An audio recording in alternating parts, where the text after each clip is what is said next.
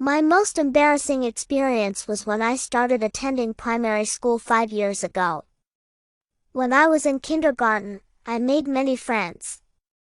Unfortunately, we shifted house the year Elle was supposed to be in primary 1, so I went to a school where I did not know anyone at all. On the first day of school, I was very unhappy because I could not see any familiar faces among my classmates. I was also quite shy, so I did not dare to befriend anyone.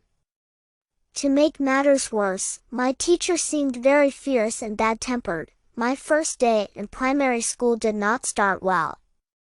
Some of my classmates were making a lot of noise, so we got a scolding from our principal, who was a very stern lady. I felt very lost and a little scared. None of my classmates talked to me at first. For the first 3 periods before recess, our fierce teacher took down our particulars and made us write our names on our new books. She scolded me because I could not remember my telephone number.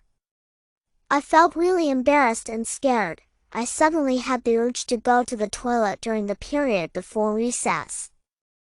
I went up slowly to the teacher's table to ask permission. She shouted "No" at me loudly and told me to wait for recess. I really could not hold it any longer, and before I knew it, I was wetting my skirt in the floor.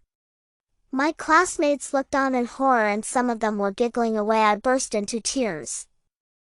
My teacher, of course, got really annoyed with me, and she shouted at me to go to the toilet. A little girl who was sitting next to me volunteered to accompany me to the toilet. My teacher grumpily let her go with me. The little girl, whose name was Jo, was very kind. She helped me clean myself up and she tried her best to comfort me. When we went back to class, it was recess, and to my great relief, I saw my mother waiting for me at the canteen.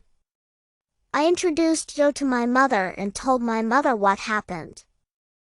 My mother thanked Jo and then she sought permission from the principal to bring me home so that I could change out of my soiled skirt.